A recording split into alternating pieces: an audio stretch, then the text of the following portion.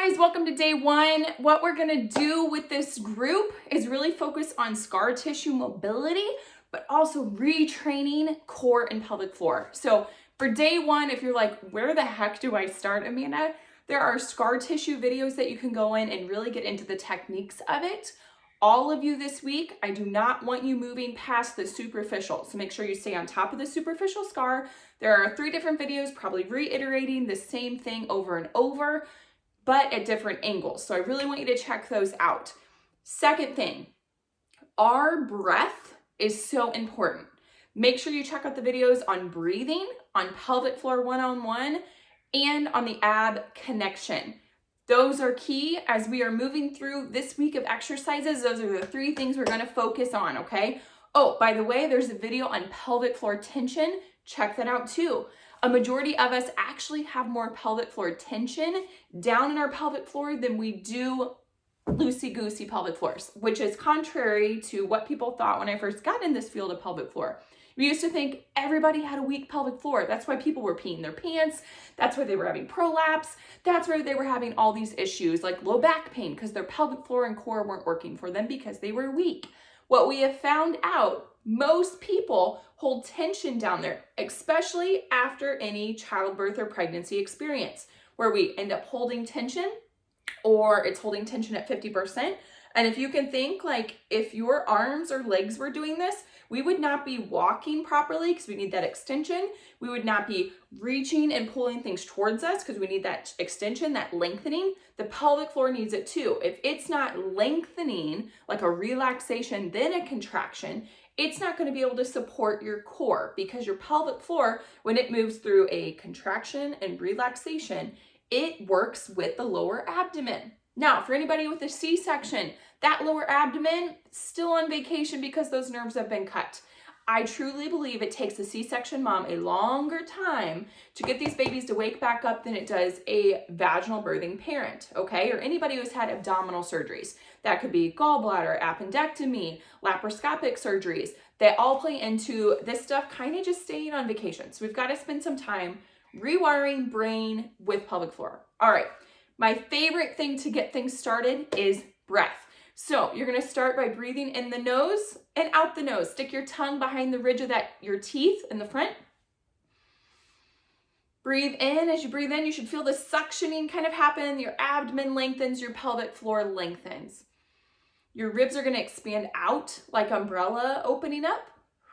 As you blow out of your nose, they should come back in. I want you to breathe in through your nose for a count of 4 seconds. Hold that umbrella open for 7.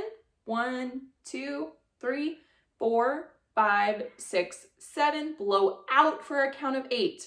1, 2, 3, 4, 5, 6, 7, 8. We're going to do that again.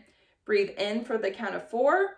Inhale. 1, 2, 3, 4. Hold. 1, 2, 3, 4, 5, 6, 7. Exhale. 1, 2, 3, 4, 5, 6, 7, 8.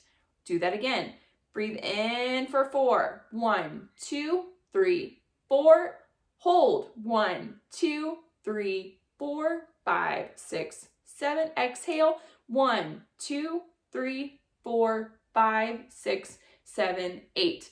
Breathing. Number 1. Lengthens that pelvic floor, makes it work through mobility. Again, that range of motion we just talked about. For anybody dealing with any scar tissue in the abdomen, it helps to lengthen the scar tissue, stretch it out, create that mobility. That's what we want.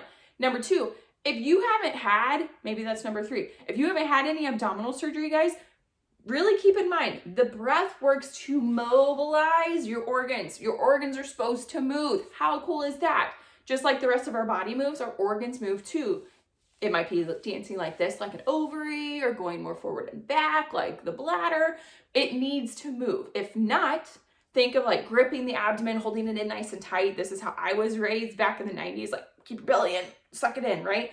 That actually did more harm than good. Keeping tension and tightness in the abdomen can create or set us up for constipation, abdominal cramping, discomfort, which means then the pelvic floor is not working well and can set us up for pelvic floor issues like peeing our pants, prolapse, low back pain, pain with sex. The list goes on and on. So breath It's always with you. It's free, and you can do it in whatever position you want. I really want you to keep that in mind.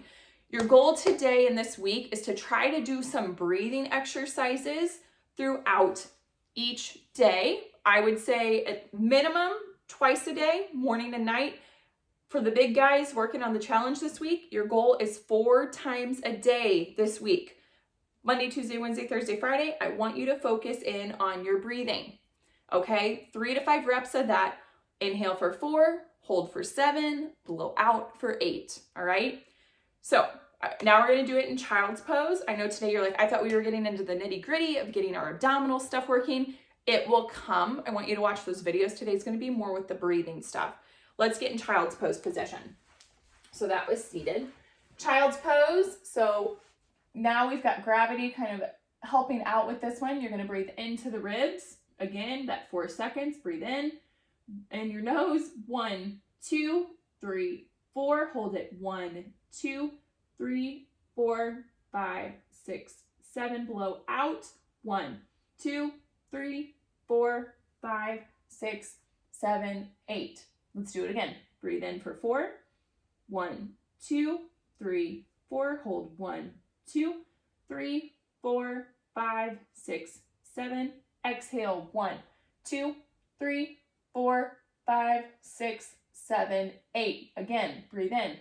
1, 2, 3, 4. Hold 1, 2, 3, 4, 5, 6, 7. Blow out. 1, 2, 3, 4, 5, 6, 7, 8. Fantastic. Let's try laying on your back. Feels completely different. All right, you can have legs up. You can rest your legs out in butterfly with pillows or something underneath you. Find those ribs. What I love here, if you feel like your back is arched up off the ground, put a pillow underneath your head. This is going to allow your ribs to connect with your pelvic floor more. Breathing like this with your back up can be really hard for your diaphragm to connect with the pelvic floor to get that pelvic floor mobility. So again, pillow under the head creates this in alignment to allow your pelvic floor to move the way we want it to and with that scar tissue.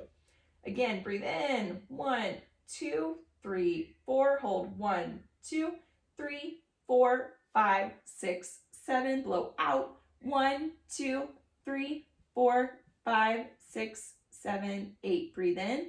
1, 2, 3, 4. Hold 1, 2, 3, 4, 5, 6, 7. Blow out. 1, 2, 3, 4, 5, 6, 7, 8. One more. Breathe in. 1, 2, 3, 4. Hold 1, 2, 3, 4, 5, 6, 7. And out. 1, 2, 3, 4, 5, 6, 7, 8. All right. That is our work today, focusing on the breathing. It does so much for the pelvic floor and core, but until we get that done, practicing it more and more throughout the day, we're not going to have our pelvic floor and core working for us. So give that a shot today. Let me know if you have any questions.